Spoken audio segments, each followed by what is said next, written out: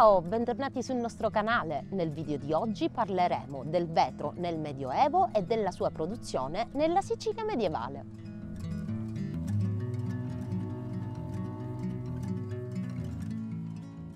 Abbiamo scelto di parlarvene perché qui sul canale c'è stata posta una domanda: esisteva il vetro nel Medioevo?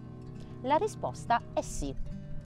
La produzione vetraria del Medioevo europeo può essere suddivisa in tre distinte categorie. Il primo gruppo è rappresentato dalle vetrate.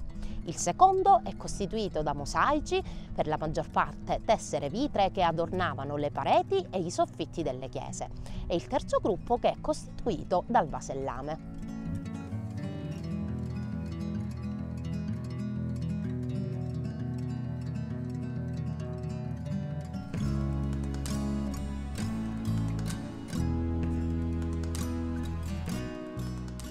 In Italia la produzione del vetro continuò per il primo Medioevo, ma in scala ridotta.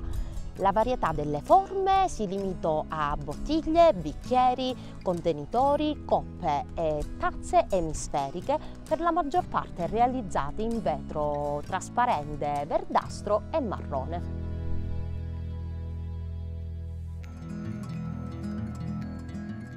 Qui in Sicilia, per tutto il periodo medievale, le materie prime utilizzate per la preparazione del vetro erano la sabbia silicea e la cenere derivata dalla combustione di piante litoranee. La sabbia silicea abbondava tanto da essere portata fuori dalla Sicilia, oltre che essere usata localmente.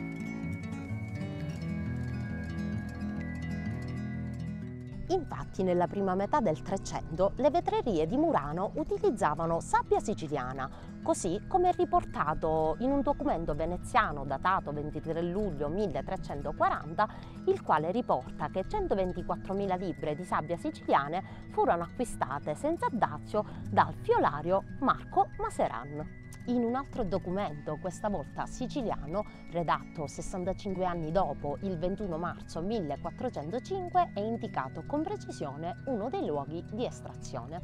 Il documento è un contratto di noleggio marittimo in cui due mercanti fiorentini interessati a scambi interregionali includono la sabbia silicea della spiaggia di San Teodoro, ubicata nei pressi di Marsala.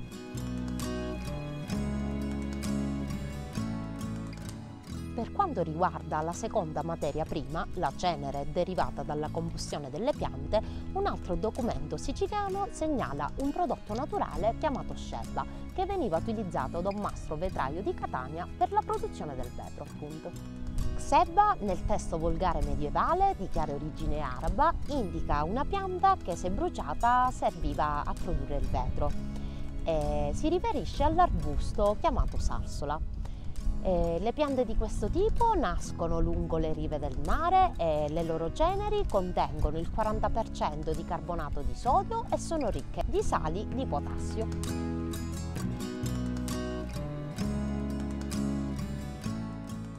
Il combustibile utilizzato per alimentare le fornaci, calcinare la sabbia silicea e la cenere vegetale era la legna, che veniva presa nei comuni limitrofi alla città di Palermo, che erano fittamente meno boscosi delle montagne dei Nebrodi e delle Madonie.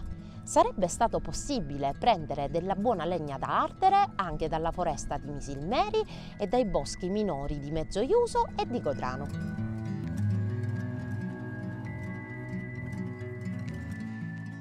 Nel 1133, per esigenze di produzione di una fornace, oltre alla legna della foresta di Misilmeri, fu utilizzata legna presa nelle contrade vicino Monreale.